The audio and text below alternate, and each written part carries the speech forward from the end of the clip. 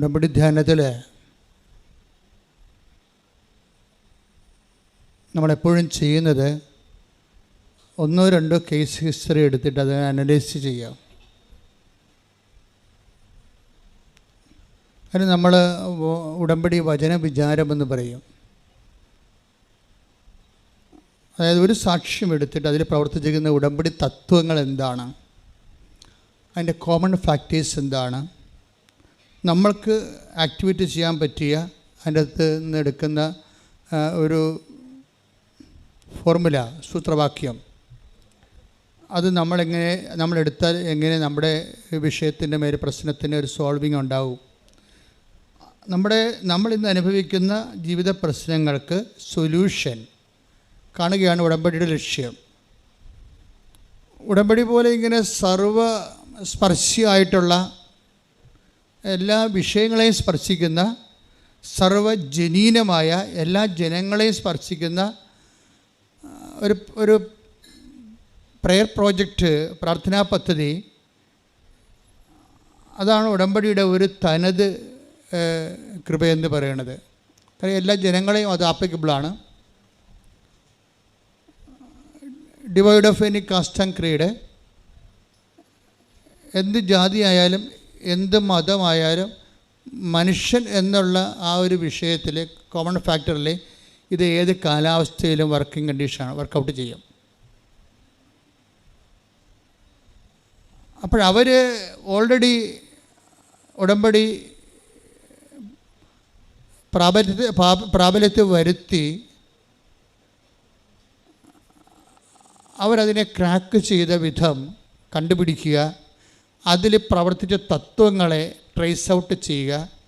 അതാണ് ഈ വചന വിചാരണത്തിൻ്റെ അല്ലെങ്കിൽ കേസ് ഹിസ്റ്ററി സ്റ്റഡിയുടെ പ്രധാനപ്പെട്ട ലക്ഷ്യം ഉടമ്പടി ധ്യാനത്തിലൂടെ.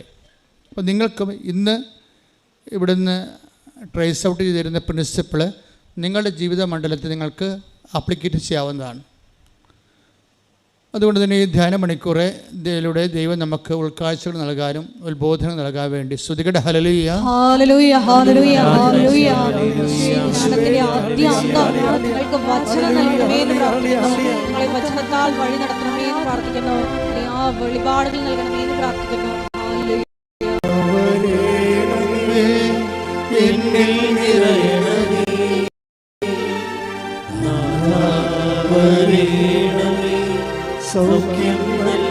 ഒരുമിച്ച് പാടുക സന്തോഷത്തോടെ.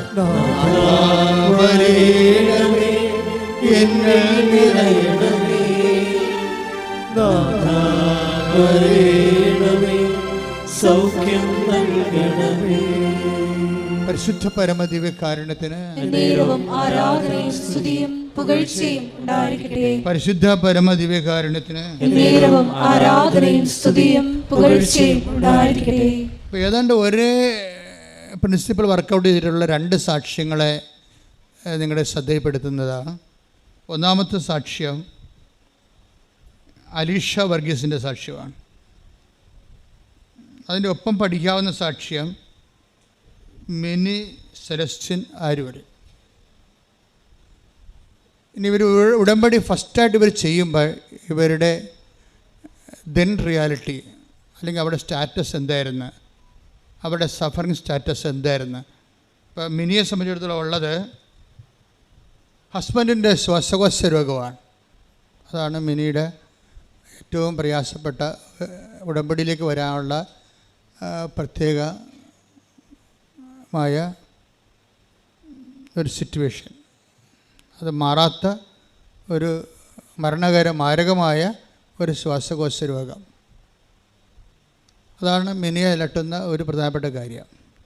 രണ്ടാമത് മിനിയെ അലട്ടുന്ന രണ്ടാമത്തെ കാര്യം, ഹസ്ബൻഡ് മരിച്ചു പോയാൽ പിന്നെ 2 മക്കളുണ്ട്, അവരുടെ ഭാവി എന്താണെന്നുള്ളതാണ് ഒരമ്മയെന്ന നിലയിൽ രണ്ടാമത്തെ അലട്ടൽ പ്രശ്നം. മൂത്ത മകനും ഓരോരുത്തരും എത്തിയിട്ടില്ല. രണ്ടാമത്തെ മകൻ പഠനത്തിൻ്റെ കാലഘട്ടമാണ്. ഇപ്പം എന്തെങ്കിലും സംഭവിച്ചു പോയാൽ എങ്ങനെ ഈ കുടുംബത്തെ എങ്ങനെ മുന്നോട്ട് കൊണ്ടുപോകാൻ പറ്റും, ഒരു ഐഡിയ ഇല്ല. ആശങ്കയുണ്ട്, പക്ഷെ നിലനിൽപ്പിനുള്ളൊരു ആധാരങ്ങളില്ല. ഇതാണ് ഇവരുടെ ഒരു സിറ്റുവേഷൻ. ഇനി അപ്പം ഒരു 3 ഡീമെറിറ്റ്സ് അവർക്കുള്ളത്. ഇനി നമ്മൾ അലീഷയ്ക്ക് വരുമ്പോൾ അലീഷയുടെ കേസിസ്റ്റ് പറയണത് അവർക്ക് ഇതുപോലെ 3 ഡീമെറിറ്റ്സ് ഉണ്ട്. അവരുടെ ഒന്നാമത്തെ ഡീമെറിറ്റ്സ്, അവരൊരു സ്റ്റുഡൻ്റാണ്, വിദേശത്ത് ജോലിക്ക് പോകാൻ വേണ്ടി പ്രിപ്പയർ ചെയ്യുന്നൊരു സ്റ്റുഡൻ്റാണ്, ഒരു യുവതിയാണ്. പലരെയും പോലെ OET ആണ് അവളുടെ ഒരു കടമ്പ എന്ന് പറയുന്നത്, ചാടിക്കടക്കേണ്ട OET ആണ്. പക്ഷേ ഉള്ള പ്രശ്നം അതിനുള്ള പാങ്ങില്ല. OET അവർ ഒരു സ്കൂളിൽ പിള്ളേരെ OET പഠിപ്പിക്കുന്നുണ്ട്. പക്ഷേ അവിടുത്തെ തന്നെ മാനേജർ, ഹെഡ് മിസ്ട്രസ് ഇവരോട് പറഞ്ഞിരിക്കുന്നത്, അലീഷ നിൻ്റെ ലാംഗ്വേജ് വളരെ പുവറാണ്, അതുകൊണ്ട് നീ പരീക്ഷ എഴുതാതിരിക്കുന്നതാണ് നല്ലത്. പരീക്ഷയ്ക്ക് പിള്ളേരെ പഠിപ്പിക്കുന്ന അധ്യാപികയെക്കുറിച്ച് അവരുടെ ഹെഡ് മിസ്ട്രസ് പറയുന്ന കമൻ്റാണ്, നീ OET എഴുതാതിരിക്കുന്നതാണ് നല്ലത്, എല്ലാ കാര്യം നിനക്കില്ല. അപ്പോൾ അതൊക്കെ മനസ്സിലായില്ലേ? 0 ശരിക്കും പറഞ്ഞാൽ സിറ്റുവേഷൻ അതാണ്. രണ്ടാമത്തെ അലീഷയുടെ ഒരു വിഷയം എന്ന് പറയണത്, രണ്ടാമത് അവൾ അനുഭവിക്കുന്ന പ്രശ്നം എന്ന് പറയണത്, അപ്പനും അമ്മയും വയസ്സാണ്. അവൾക്ക് 27 വയസ്സുണ്ട്, അപ്പനും അമ്മയും വയസ്സാണ്. അത് നിസ്സാര കാര്യമല്ലല്ലോ. ഇനി അപ്പനും അമ്മയുടെക്കൊന്ന് ഒരു വരുമാനം ഉണ്ടാക്കി കുടുംബം നോക്കാൻ പറ്റത്തില്ല. അപ്പോൾ കുടുംബം മുഴുവൻ തൻ്റെ മുതുകത്തിരിക്കുകയാണ്. അപ്പോൾ നിസ്സാര കാര്യമല്ലത്. അവളുടെ മുതുകത്താണ് ഈ കുടുംബം മുഴുവനും, അപ്പനും അമ്മയും അവരുടെ ചിലവും ഇവളുടെ ഭാവിയും ഇവളുടെ വിവാഹം എല്ലാം ഈ 27 വയസ്സുകാരത്തിന് മുമ്പിലിരിക്കുകയാണ്. അവൾക്ക് മുമ്പിലുള്ള കടമ എങ്ങനെയെങ്കിലും വിദേശത്ത് എത്തിച്ചേർന്ന് കടങ്ങളെ പരിഹരിക്കണം എന്നുള്ളതാണ്. പക്ഷേ അതിന് ഭാഷയില്ലാത്തത് കൊണ്ട് തന്നെ ഈ വിഷയം എടുക്കാനും പറ്റത്തില്ല. പക്ഷേ എടുക്കാതിരിക്കാനും പറ്റത്തില്ല, ജീവിക്കണ്ടേ? അതാണ് അവളുടെ പ്രശ്നം. മൂന്നാമത്തെ അവളുടെ പ്രശ്നം എന്ന് പറയുന്നത്, അതായത് OETയുടെ ഒരു പ്രോബ്ലം, നമുക്കൊരു 35% മാർക്ക്, ഇപ്പോൾ 35 പോയിൻ്റ് കിട്ടിയാൽ നമുക്ക് ഒരാളിനെ OETയുടെ എക്സാമിന് ഇരുത്താൻ പറ്റും. പക്ഷേ ഇവൾ പലപ്പോഴും 20 പോയിൻ്റ് ഇവർക്ക് കിട്ടത്തുള്ളൂ. 20 പോയിൻ്റുകാരത്തിൽ മാക്സിമം 25 പോയിൻ്റ് കിട്ടും. അങ്ങനെ ഒരാൾ വെറുതെ കൊണ്ടുപോയി 36,000 രൂപ OETക്ക് കൊണ്ട് മുടക്കിയ ആ ഉള്ള കാശും പോകും. അപ്പോൾ ഓരോ മനുഷ്യന്മാർ അനുഭവിക്കുന്ന പ്രശ്നങ്ങൾ നിങ്ങൾ അറിയണം. അപ്പോൾ ഇവരുടെ ഒരു 2 പേരുടെയും, ഇപ്പം മിനി വർഗീസിൻ്റെയും മിനി സെലസ്റ്റിൻ്റെയും അലീഷ വർഗീസിൻ്റെയും ഈ ജീവിത അനുഭവങ്ങൾ, ഇവരുടെ സിറ്റുവേഷൻ ഇതാണ്. ഇവർ 2 പേരും ഒരു സിങ്കിങ് മൂഡിലാണ്. എന്ന് വെച്ച് കഴിഞ്ഞാൽ മുങ്ങി താന്നുകൊണ്ടിരിക്കുന്ന ഒരു ജീവിതം. ഇവരെ സംബന്ധിച്ചിടത്തോളം അവരുടെ ബന്ധുക്കളോ സ്വന്തപ്പെട്ടവരോ നിലവിൽ ആരും അവരെ സപ്പോർട്ട് ചെയ്യാനില്ല. അവർ തന്നെ അവരുടെ ജീവിതം ജീവിച്ച് തീർക്കണം. ഈ അവസ്ഥയിലാണ് മെൻറ്റർമാർ വരണത്. കവനൻ്റ് മെൻറ്റർമാർ ഒരു വലിയ ഇവാഞ്ചലിസ്റ്റുകളാണ്. നിങ്ങളെപ്പോഴും ഓർക്കണം, ഇവിടെ നിങ്ങളിരിക്കുമ്പോൾ നിങ്ങളിവിടേക്ക് മാതാവിൻ്റെ തിരുസന്നിധിയെ കൊണ്ടുവന്നിട്ടുള്ള ഒത്തിരി മെൻറ്റർമാരുണ്ട്. അവരോർത്ത് നമുക്ക് നിങ്ങളെ കവനൻ്റിനെക്കുറിച്ചും കൃപാസനത്തെക്കുറിച്ചും മാതാവിനെക്കുറിച്ചും നിങ്ങളോട് കണ്ണീരിൻ്റെ കാലത്ത് നിങ്ങൾക്ക് ഉപദേശം നൽകിയ മക്കളെ ഓർത്തുകൊണ്ട് സ്തുതിക്കട്ടെ. ഹല്ലേലൂയ, ഹല്ലേലൂയ, ഹല്ലേലൂയ, ഹല്ലേലൂയ.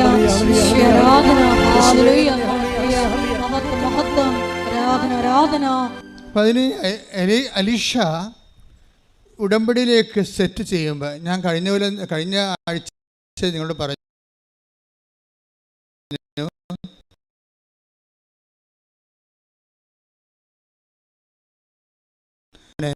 അവർ പദ്ധതിയിലേക്ക് ക്രമീകരിച്ച് വെക്കുക, സെറ്റ് ചെയ്ത് വെക്കുക.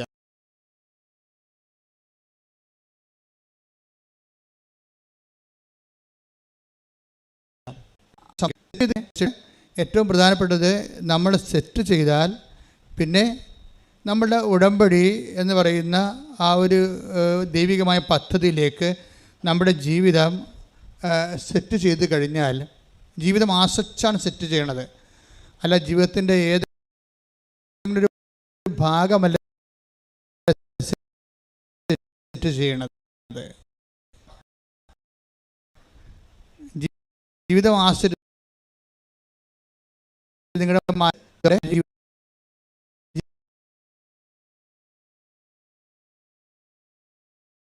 ജീവിതം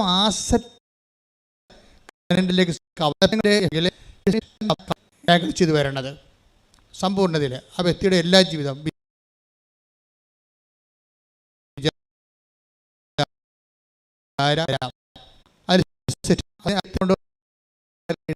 മനുഷ്യരായിട്ട് മുന്നോട്ട് പോയാൽ ഉടമ്പടി ക്രാക്കാകത്തില്ല.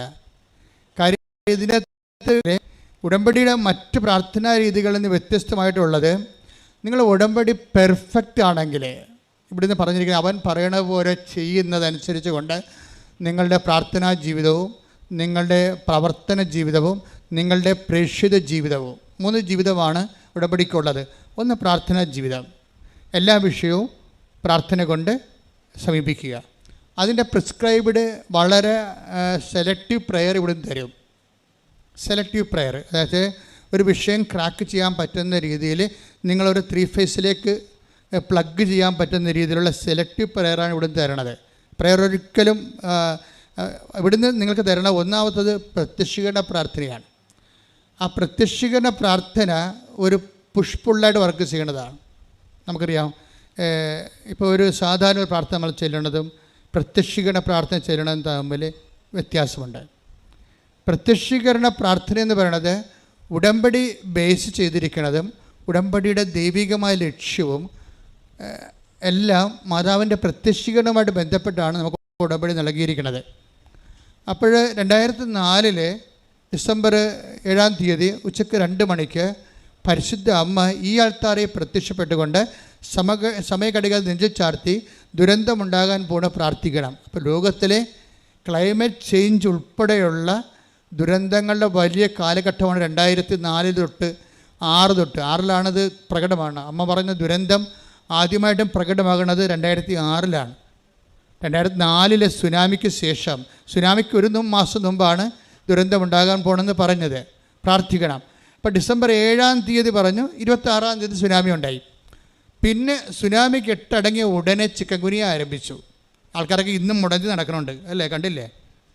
ചിക്കൻ ഗുനിയയുടെ കാലം കഴിഞ്ഞത് 2009-ലാണ് തീരണത്. 2009 തീർന്നു കഴിയുമ്പോൾ ഉടനെ നിപ്പ വൈറസ് സ്റ്റാർട്ട് ചെയ്യും. 2012 വരെ ഉണ്ട് നിപ്പ വൈറസ്. നിപ്പ വൈറസിൻ്റെ കൂടെ പിന്നെ പക്ഷിപ്പനി, അങ്ങനെ ഇപ്പോൾ തക്കാളിപ്പനി, പലതരത്തിലുള്ള പനികളെല്ലാം പിന്നെ പനികളുടെ ഒരു കാലഘട്ടമാണ് നമ്മൾ കണ്ടത്. പനികളെല്ലാം തന്നെ മാരകമായ പനികളായിരുന്നു. കുറച്ച് പേര് ജീവിച്ചിരിക്കുന്നവർ അവരെക്കുറിച്ച് ഓർക്കണമെന്നെല്ലാം മരിച്ചുപോയ അതൊക്കെ ഉണ്ട്. ഈ കാലഘട്ടത്തിൽ മരിച്ചുപോയ അനേകം കുടുംബങ്ങളുണ്ട്, അനേകം ഭർത്താക്കന്മാരുണ്ട് മരിച്ചുപോയവർ, അനേകം ഭാര്യമാർ മരിച്ചു പോയിട്ടുണ്ട്, മക്കൾ വരെ മരിച്ചു പോയിട്ടുണ്ട്. അപ്പോൾ ആരെങ്കിലും നമ്മളിപ്പോൾ അവശേഷിക്കുന്നവർ മരിച്ചവരെക്കുറിച്ച് അറിയുന്നില്ലല്ലോ. അപ്പോൾ ഈ ഒരു കാലഘട്ടം മരണത്തിൻ്റെ ഒരു വലിയ കാലഘട്ടമാണ്.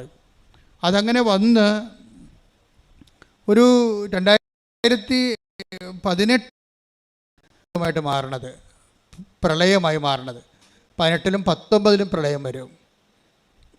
20-ലേക്ക് വരുമ്പോൾ അത് കോവിഡായിട്ട് ചേഞ്ച് ചെയ്യും. 19 കോവിഡായിട്ട് ഇവിടെ 20-ൽ വരുമ്പോൾ നാട്ടിൽ കോവിഡ് വരും. പിന്നെ 21 വരെ കോവിഡിൻ്റെ കാലഘട്ടമാണ്. കോവിഡിൻ്റെ കാലഘട്ടത്തിന് ശേഷമാണ് പിന്നെ ഉരുൾപൊട്ടൽ, അതുപോലെയുള്ള കുറച്ച് കാഷ്വാലിറ്റി മാത്രം ഉണ്ടാകുന്ന ചെറിയ ചെറിയ ദുരന്തങ്ങൾ ലോകത്തിൻ്റെ എല്ലാ ഭാഗങ്ങളിലും, കത്രീന കൊടുങ്കാറ്റ് ഉൾപ്പെടെയുള്ള പല പല പേരുകൾ, പല പല ചേട്ടത്തിമാരുടെ പേരുകളിൽ കൊടുങ്കാറ്റുകൾ ഇറങ്ങും ഓരോ രീതികളിൽ. അതൊക്കെ ഇപ്പോഴും നടന്നുകൊണ്ടിരിക്കുന്ന കാര്യങ്ങളാണ്. അപ്പോൾ പക്ഷേ ഇങ്ങനെ ഒരു 2004 മുതൽ ഇങ്ങോട്ട് ദുരന്തങ്ങളുടെയും മനുഷ്യരാശി ഇതിൻ്റെ ഭാഗമായിട്ട് 2012 വന്നപ്പോൾ 92 മുതൽ ഇതിൻ്റെ ഒരു ലാഞ്ചനം ഉണ്ടായിരുന്നു. ഇൻ്റർനാഷണൽ ഭൗമ ഉച്ചകോടിക്ക് പിന്നീട് അന്ന് മുതൽ ക്ലൈമറ്റ് ചേഞ്ച് എന്നും പറഞ്ഞ് ആഗോള വ്യാപകമായ രീതിയിലുള്ള ദുരന്തം വിതച്ചിട്ടുണ്ട്. ക്ലൈമറ്റ് ചേഞ്ച് ആരുടെ കയ്യിൽ നിൽക്കണില്ല. അതിൽ എൽ നീനോയിലേക്ക് പോകുന്നു. എൽ നീനോ മേഘങ്ങളും എൽ നീനോ കാലാവസ്ഥകളും കൂമ്പാര മേഘങ്ങളും, അതുപോലെ തന്നെ കൂമ്പാര മേഘങ്ങൾ നമ്മുടെ ജീവിതത്തിൽ ഒരിക്കലും കണ്ടിട്ടില്ലല്ലോ. സീസണെല്ലാം പോയിരിക്കുകയാണ്. ഇപ്പോൾ സീസൺ പോയി, കൃഷികളെല്ലാം പോയി അല്ലേ, സീസണെല്ലാം പോയി. നമ്മുടെ സീസണ് പണ്ട് നമുക്ക് ജൂൺ എന്ന് പറയുമ്പോൾ മെയ് 31 എന്ന് പറയുമ്പോൾ തന്നെ മൺസൂൺ മേഘം വന്നു. ജൂൺ ജൂലൈ എന്ന് പറയുമ്പോൾ തന്നെ വർഷം തീർന്നു. തുലാപ്പത്താകുമ്പോൾ പ്ലാവിൻ്റെ ചുവട്ടിലും കിടക്കാം. ഇപ്പോൾ തുലാപ്പത്താകുമ്പോഴാണ് ഇപ്പോൾ കർക്കിടകം തുടങ്ങണത്. പക്ഷേ ക്ലൈമറ്റ് ആപ്പടെ ചേഞ്ചായി. മഴ ഏത് സമയത്തും വരാം. എവിടെ നോക്കിയാലും കൂമ്പാര മേഘങ്ങൾ കാണാം. ഇങ്ങനെ മേഘങ്ങളിങ്ങനെ കൂമ്പാരമായിട്ട് ഇങ്ങനെ നിൽക്കണ കാണാം. എന്ന് വെച്ച് കഴിഞ്ഞാൽ ഒരു സ്ഥലത്ത് നിന്ന് ചൂട് പിടിച്ച് ഒരു കടലിൻ്റെ ഒരു ഭാഗമോ കായലിൻ്റെ ഒരു ഭാഗമോ ഈ ഭൂമധ്യരേഖയുടെ ആ സ്ഥലത്തെന്ന് പറഞ്ഞ പോലെ ഭയങ്കരമായ രീതി ഹീറ്റായിട്ട് അത് വെള്ളം മേഘമായിട്ട് നേരെ മുകളിലോട്ട് പോകും. മുകളിലോട്ട് പോയിട്ട് അത് മഴയായി പെയ്തിറങ്ങി താഴേക്ക് വരുമ്പോൾ തന്നെ ആ പഴയ ചൂട് വീണ്ടും അവിടെ തന്നെ നിൽക്കുകയാണ്. അത് കാരണം ഈ മഴയും പിന്നീട് ആവിയായി മേഘമായിട്ട് പോകുമ്പോഴാണ് കൂമ്പാരമേഘങ്ങൾ ഉണ്ടാകുന്നത്. കൂമ്പാരമേഘങ്ങൾ എന്ന് പറഞ്ഞാൽ സഖ്യപർവ്വതം പോലെയുള്ള വലിയ മേഘങ്ങൾ, പർവ്വതം പോലെയുള്ള പർവ്വത മേഘങ്ങളാണ്. ഈ പർവ്വത മേഘങ്ങളുടെ സഞ്ചാരം ആണ് പിന്നീട് അതായത് ഒരു മഴയ്ക്ക് പ്രത്യേക പേരുണ്ടല്ലോ, ആ മേഘസ്ഫോടനം. അതാണ് കൂമ്പാരമേഘങ്ങളുടെ മേഘസ്ഫോടനം. മേഘസ്ഫോടനം എന്ന് പറയുമ്പോൾ ഒരു വലിയ തടാകം, തലക്ക് മുകളിൽ തടാകം നിന്നിട്ട് തടാകം തട്ടപ്പാടെ വന്ന് തലയിൽ വീഴുക. അത് ഒരു മാസമൊക്കെ നിന്ന് പെയ്യുമ്പോഴാണ് അണക്കെട്ട് പൊട്ടണത്, ഉരുൾപൊട്ടണത്. കൂമ്പാരമേഘങ്ങൾ പണ്ടില്ലായിരുന്നു. കൃപാസന അമ്മയാണിത് പറയണത്. ദുരന്തമുണ്ടാകാൻ പോകുന്നു, പ്രാർത്ഥിക്കണമെന്ന് പറയണത്. കാലാവസ്ഥ കയ്യിൽ നിന്ന് വിട്ടുപോകുന്ന അവസ്ഥകൾ. ഏത് സമയത്തും മഴ വരാം. മഴ ഇന്ന സീസണില്ല. കാലാവസ്ഥ ഇല്ലാത്ത രീതിയിൽ മഴകൾ ഇങ്ങനെ പെയ്തുകൊണ്ടിരിക്കുക. എപ്പോഴും വെള്ളം നനഞ്ഞും മുങ്ങിയും തോന്നും ജീവിക്കുക. അതിൻ്റെ പേരിൽ പുതിയ ദുഷ്ടജന്തുക്കൾ, ഹിംസ്ര ജന്തുക്കളൊക്കെ ഉണ്ടാകുക. അൺസീസൺ ആയത് കാരണം, ക്ലൈമറ്റ് ചേഞ്ചുള്ള കാരണം പല കർഷകർക്ക് വിളയിറക്കാൻ പറ്റാത്ത അവസ്ഥ വരുന്നു. ജനത്തിന് കാർഷിക മേഖല തകരുന്നു. ജനം പട്ടിണിയിലാകുന്നു. അങ്ങനെ പല തരത്തിലുള്ള ദുരന്തമുണ്ട്. ഈ മഹാവിഷയത്തെ ലോകത്തിൽ ആദ്യമായിട്ടും സഭയോട് പറയണത് കൃപാസനം മാതാവാണ്. അതാണ് നമ്മൾ ചിന്തിക്കണം. നമ്മൾ ചരിത്രത്തോട് ചിന്തിക്കുമ്പോൾ അമ്മ 2004 ഡിസംബർ 7 ഉച്ചയ്ക്ക് 2:30 മണിക്ക് ഇതുപോലെ ആരാധന സമയത്താണ് പുറകിൽ പ്രത്യക്ഷപ്പെട്ട് ഞാൻ തിരിഞ്ഞു നോക്കുമ്പോൾ ആരോ നിൽക്കണ പോലെ ഞാൻ കണ്ടിട്ട് തിരിഞ്ഞു നോക്കുക, മനസ്സിൽ തോന്നിയിട്ട് തിരിഞ്ഞു നോക്കുകയാണ്. അപ്പോഴാണ് സമയഘടികാരം നെഞ്ചിൽ ചാർത്തി മാതാവ് നിൽക്കണത്, പറയണത് ദുരന്തമുണ്ടാകാൻ പോകുന്നു. ആ ദുരന്തത്തിലാണ് എല്ലാം ഉള്ളത്. പ്രാർത്ഥിക്കണം. കാര്യം ശാസ്ത്രം കൊണ്ടൊന്നും ചെയ്യാൻ പറ്റത്തില്ല. കൂമ്പാരമേഘങ്ങളുണ്ടായ ശാസ്ത്രത്തിന് എന്ത് ചെയ്യാൻ പറ്റും? ഒന്നും ചെയ്യാൻ പറ്റത്തില്ല. ശാസ്ത്രത്തിന് വല്ല മുറിയിലൊക്കെ ഇരുന്നുകൊണ്ട് എന്തെങ്കിലും കമ്പ്യൂട്ടർ ഇലക്ട്രോണിക് ബേസിലായിട്ടുള്ള സംഭവങ്ങളൊക്കെ കണ്ടുപിടിക്കാനൊക്കെ പറ്റത്തുള്ളൂ. അല്ലാതെ മനുഷ്യരാശി നേരിടുന്ന വലിയ വിഷയങ്ങളെ മുമ്പിൽ സയൻസ് പകച്ചു നിൽക്കുന്നതാണ് നമ്മൾ കാണുന്നത്. ചിലരോട് പറയും മരം വെച്ച് പിടിപ്പിക്കാൻ പറയും, ചിലരോട് പറയും മരം വെച്ചതാണ് മഴ മാറാത്തതെന്ന് പറയും. കൺഫ്യൂഷൻ ആകപ്പാടെ, മൊത്തം കൺഫ്യൂഷനാണ് പറയണത്. അപ്പോൾ മനുഷ്യൻ്റെ കയ്യിൽ നിന്ന് വിട്ടുപോകുന്നത് കൊണ്ടാണ് ഇതൊരു പ്രാർത്ഥനയുടെ സബ്ജക്റ്റായിട്ട് മാറണത്. അപ്പോൾ ഇനി ഈ പ്രാർത്ഥന ദുരന്തമുണ്ടാകാൻ പോണ പ്രാർത്ഥിക്കണമെന്ന് പറഞ്ഞുകൊണ്ടാണ് ആ എന്ത് പ്രാർത്ഥിക്കണം എന്ന് ഉള്ള ചോദ്യത്തിൻ്റെ മറുപടിയായിട്ടാണ് അമ്മ പ്രത്യക്ഷീകരണ പ്രാർത്ഥനയും പ്രത്യക്ഷീകരണ പ്രാർത്ഥനയുടെ ഭാഗമായിട്ടാണ് ഉടമ്പടി വരണത്. ഉടമ്പടിയാകുമ്പോൾ ഉടമ്പടിക്കുള്ള ഏറ്റവും വലിയ ഗുണമെന്ന് പറയണത് ദൈവത്തിന് നമ്മൾ മറ്റെല്ലാ പ്രാർത്ഥനകൾക്കുള്ള പ്രത്യേകത, നമ്മൾ പ്രാർത്ഥിക്കുന്നു, ദൈവം കേട്ടെങ്കിൽ കേട്ട്, കേട്ടില്ലേ കേട്ടില്ല. ആംബിഗസാണ്, ഹൈപ്പോത്തസിസാണ്, ഒരു നിർബന്ധവുമില്ല കേൾക്കണമെന്ന്. പക്ഷേ ഉടമ്പടിയെ സംബന്ധിച്ചിടത്തോളം ഉടമ്പടി ഉടനെ വ്യക്തിക്ക് ദൈവം വ്യക്തിയിൽ ഇൻട്രാക്ട് ചെയ്യാൻ പറ്റുന്ന രീതിയിൽ ഉടമ്പടി വ്യക്തിയെ ആദ്യം തന്നെ റീഫോർമാറ്റ് ചെയ്യും. നിർബന്ധപൂർവ്വമുള്ള റീഫോർമാറ്റ് എന്നുവെച്ചാൽ ഇതിൻ്റെ ഉടമ്പടിയുടെ ലക്ഷ്യം ദൈവം ഇപ്പോൾ തന്നെ അലീഷായും മിനിയും പറയുന്ന കോമൺ ഫാക്ടറുണ്ട്. അവരെങ്ങനെയാണ് രക്ഷപ്പെട്ടതെന്ന് പറയുന്നുണ്ട്. ഉടമ്പടി ചെയ്തപ്പോൾ എന്താണ് അവർക്ക് സംഭവിച്ചത്, എങ്ങനെയാണ് ഈ പ്രശ്നങ്ങളിൽ നിന്ന്, ഭർത്താവിൻ്റെ മാരകമായ ശ്വാസകോശ രോഗങ്ങളിൽ നിന്നും പെട്ടെന്ന് മകന് ജോലി കിട്ടിയതും ഇളയ മകൻ പഠിച്ച് കയറിയതും എങ്ങനെയാണെന്ന് മിനി പറയുന്നുണ്ട്. അതുപോലെ തന്നെ അലീഷ പറയുന്നത്, എൻ്റെ അപ്പനമ്മയും പ്രായമാണ്, എനിക്ക് 27 വയസ്സാണ്, എനിക്ക് ഭാഷ അറിയാൻ പാടില്ല, എന്നോട് എൻ്റെ മാനേജർ തന്നെ പറഞ്ഞു, പ്രിൻസിപ്പൾ തന്നെ പറഞ്ഞു എഴുതണ്ടെന്ന് പറഞ്ഞു, എന്നിട്ട് എങ്ങനെയാണ് അവിടെ എഴുതിയത്, അവർക്ക് എവിടെ നിന്നാണ് പണം കിട്ടിയത്, എങ്ങനെ എഴുതിയപ്പോൾ അവൾ ഒറ്റയടിക്ക് ജയിച്ചത്. കാര്യം ഭാഷ അറിയുന്നവർ പോലും 10 പ്രാവശ്യം പോയിട്ട് എഴുതുന്നത് നമുക്ക് കേട്ടിട്ടുണ്ട്. ഇത് ഭാഷ അറിയാത്ത പലരും എഴുതണ്ടെന്ന് പറഞ്ഞത് എന്ത് പൈസ പോകുമെന്ന് പറഞ്ഞിട്ട് അലീഷ ഒറ്റ എഴുത്തിന് എങ്ങനെ എഴുതിയെന്ന് അലീഷ പറയുന്നുണ്ട്. അതായത് എഴുതാൻ പോയിട്ട് ഞാൻ അമ്മയെ മാത്രം കണ്ടുകൊണ്ട് ഞാൻ എഴുതാൻ പോയി, വേറെ ആരും ഒന്നും നോക്കിയില്ല. എനിക്ക് എന്നെക്കുറിച്ചറിയാം, ഞാനൊരു ബിഗ് സീറോയാണ്, പക്ഷേ ഞാൻ അമ്മയെ മാത്രം കണ്ടു. ഉടമ്പടിയിലാകുമ്പോഴുള്ള പ്രശ്നം വെച്ച് കഴിഞ്ഞാൽ ഈ പേഴ്സൺ നമ്മുടെ വ്യക്തിത്വത്തിലേക്ക് ദൈവം ഇൻട്രാക്ട് ചെയ്യുകയല്ല, ബൈ പേഴ്സൺ ആയിട്ട് പ്രസൻ്റ് ആകും. ഇത് ആണ് ഉടമ്പടിയുടെ ഏറ്റവും വലിയ പ്രശ്നം. ഈ ദൈവം ഇതിൻ്റെ അകത്ത് ബൈ പേഴ്സൺ പ്രസൻ്റാണ്. അതാണ് അലീഷ പറയണത്. ഞാൻ സാധാരണ ഇംഗ്ലീഷ് സംസാരിക്കത്തില്ല, ഞാൻ വാപളിക്കാൻ എനിക്ക് പേടിയാണ്. എന്താ കാര്യം പറഞ്ഞാൽ അപ്പം തന്നെ ഷട്ട് ഡൗൺ ആയിപ്പോകും, കമ്പ്യൂട്ടർ ഷട്ട് ഡൗൺ ആ പോലെ മിണ്ടാതിരിക്കും. പക്ഷേ ഞാൻ സ്പീക്കിങ്ങിന് പോയി നിന്നപ്പോഴേ പൊളിച്ചത് മാത്രമേ എനിക്കറിയാൻ പാടുള്ളൂ. പിന്നെ ആരോ ഇരുന്നുകൊണ്ട് അത് പറയുമെന്ന് പറഞ്ഞുകൊണ്ട് എൻ്റെ ഉള്ളിൽ ഇരുന്നുകൊണ്ട് ഇങ്ങനെ പറഞ്ഞുകൊണ്ടേ ഇരുന്നു. അവർ നിർത്താൻ പറയണവരെ ഞാൻ ഇംഗ്ലീഷ് പറഞ്ഞുകൊണ്ടിരുന്നു. ആരോ ഒരാൾ പിന്നെ ഞാൻ എഴുതാൻ നേരത്ത് ഞാൻ എഴുതിക്കൊണ്ടിരിക്കുകയാണ്. ഞാൻ 3 വരി എഴുതിയപ്പോൾ എൻ്റെ ഉള്ളിൽ നിന്ന് അമ്മ പറഞ്ഞു, റോങ് സ്റ്റോപ്പ് റൈറ്റിംഗ്.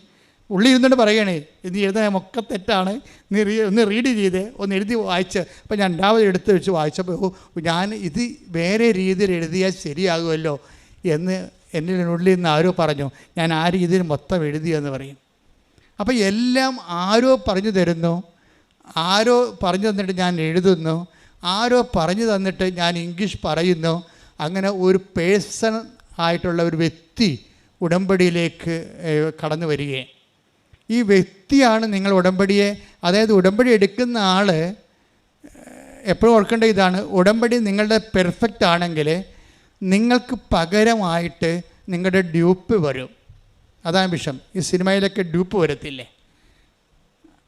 അതായത് ഏറ്റവും പ്രയാസമുള്ള കാര്യങ്ങൾ ചെയ്യുന്നത് ആ ഫിലിം സ്റ്റാറിൻ്റെ ഡ്രസ്സ് ഇട്ടിട്ട് ആ ഹെയർ സ്റ്റൈൽ കറക്റ്റാക്കിയിട്ട് ആ ഡ്യൂപ്പാണ് അതെല്ലാം ചെയ്യുന്നത്. ആളുടെ എക്സ്പെർട്ടാണ് അതിൻ്റെ അകത്ത്.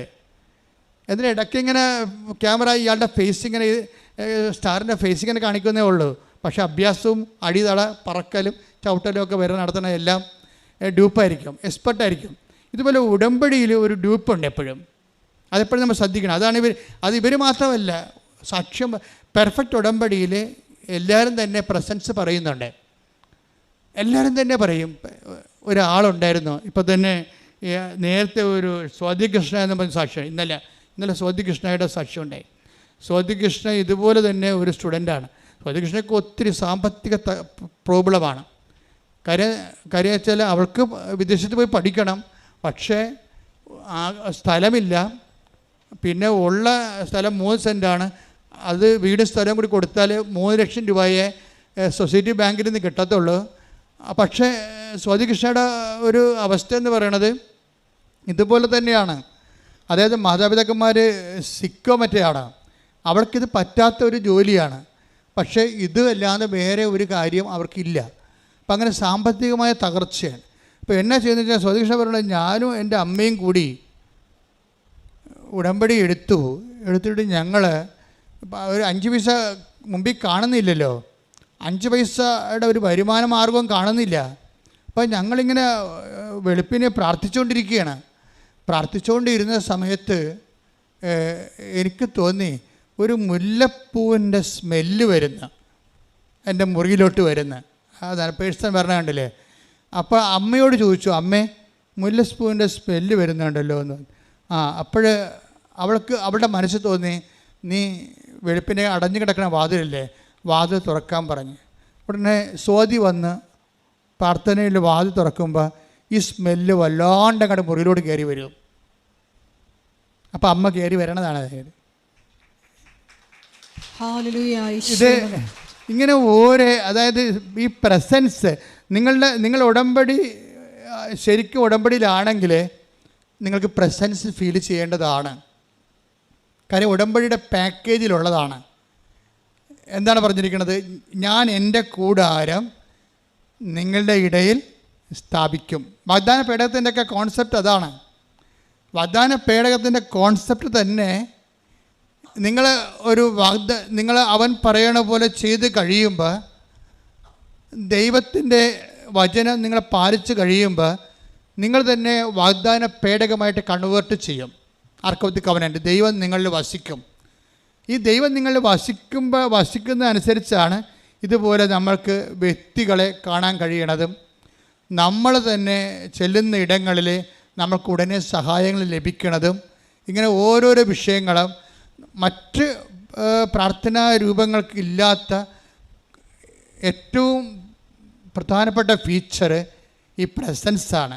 പക്ഷെ പ്രസൻസിന് എപ്പോഴും വേണ്ടത്, ഇപ്പോൾ സ്വാതിയുടെ കുറച്ച് ഉടമ്പടി മുന്നോട്ട് പോകുമ്പോൾ സ്വാതിയുടെ അമ്മ പറയും, നിനക്ക് വിസ ഇപ്പോഴും വരണില്ലല്ലോ. വിസ വരുന്നതിന് മുമ്പ് ഒരു സംഭവം ഉണ്ടായിരുന്നു. വിസ വരുന്നതിന് മുമ്പ് സ്വാതി അത് വരാത്ത കാലത്ത് ഇവിടെ വന്ന് ഉടമ്പടി ചെയ്തിട്ടിരുന്ന് പ്രാർത്ഥിക്കുമ്പോൾ സ്വാതിയുടെ പ്രശ്നം പണമാണ്. പണം കിട്ടാനുള്ള മാർഗവും ഇല്ല, അതിനെ ചിന്തിക്കാൻ പോലുള്ള സ്വാതന്ത്ര്യമില്ല. പണത്തെക്കുറിച്ച് നമുക്ക് ഇന്നയാൾ തരും ഇന്ന സ്ഥലത്ത് നിന്ന് ചോദിക്കാമെന്നൊക്കെ നമുക്കൊരു ഐഡിയ ഇല്ലേ. പണത്തെക്കുറിച്ച് സ്വാതിയെ സംബന്ധിച്ചിടത്തോളം കിട്ടാനുള്ള ഒരു ആശയം പോലും ഇല്ല. അതാണ് സീറോ മൈനസ് എന്ന് പറയണത്. പിന്നെ ആകെപ്പാടെയുള്ള അവലംബം എന്ന് പറയണത് അമ്മയാണ്. ഉടമ്പടി വഴി അമ്മയുമായിട്ടുള്ള റിലേഷനാണ്. ആ റിലേഷൻ അവൾ മര്യാദയ്ക്ക് കീപ്പ് ചെയ്യുന്നുണ്ട്.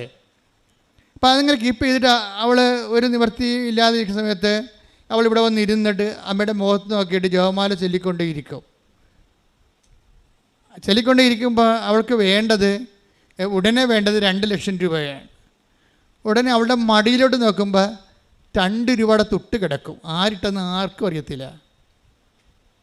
2 രൂപയുടെ തുട്ട് മടി കിടക്കും. ഇതൊക്കെ കേൾക്കുമ്പോൾ തന്നെ രസമാണ്. എന്നുവെച്ചാൽ നമ്മൾ പറയുന്ന ഒരു ആംഗിളിലല്ല ഉടമ്പടി പോണത്. ഇത് direct person to person ഇൻട്രാക്ഷനാണ്.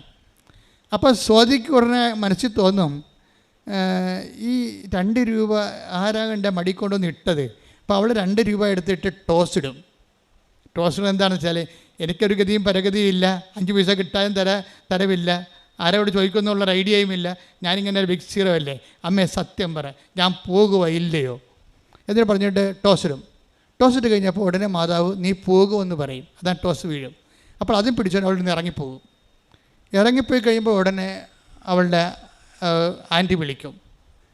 Anti വിളിച്ചിട്ട് ഈ 2 ലക്ഷം രൂപ അവൾക്ക് ക്രമീകരിച്ച് കൊടുക്കും. അപ്പോൾ പിന്നെ ഈ പൈസ അവളുടെ കയ്യിൽ നിന്ന് കാണാതെ പോകും. അത് ഇത് ഭയങ്കര രസം. ആ സാക്ഷി ഇന്നാണ് ഇട്ടിരിക്കുന്നത്, നിങ്ങൾ നോക്കിയാൽ മതി. എങ്ങനെയാണ് വളരെ കോൺക്രീറ്റ് ടാൻജിബിളായിട്ട് നമ്മളോട് ദൈവം ഇങ്ങനെ മെറ്റീരിയലായിട്ട് ഇടപെടുന്നത്. ഉടമ്പടിയുടെ ഏറ്റവും വലിയ ഫീച്ചറിലൊന്നാണ് മെറ്റീരിയലായിട്ട് നമ്മളോട് ഇടപെടുന്നത്, മെറ്റീരിയൽ എവിഡൻസോടുകൂടി. ഒരു സ്പിരിച്വൽ എവിഡൻസിൻ്റെ എല്ലാം കഴിഞ്ഞിട്ട് ഒരു ഡയറക്റ്റ് കോണ്ടാക്റ്റ് മെറ്റീരിയൽ എവിഡൻസ് എന്ന രീതിയിലാണ് ഇപ്പോൾ ഉടമ്പടിയിലെ ലാസ്റ്റ് ഭാഗങ്ങളെല്ലാം സഞ്ചരിക്കുന്നത്. ദൈവം നമ്മുടെ കൂടെ ചെയ്തുകൊണ്ടിരിക്കുന്ന വലിയ കാര്യങ്ങൾ ഓർത്തുകൊണ്ട് സ്തുതിക്കട്ടെ. ഹല്ലേലൂയ.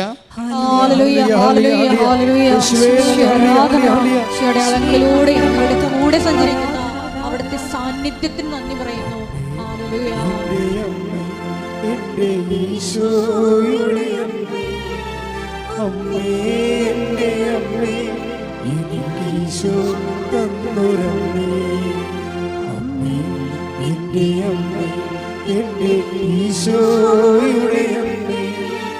അമ്മേ എൻ്റെ അമ്മേ, എനിക്ക് ഈശോ തന്നൊരമ്മേ. പരിശുദ്ധ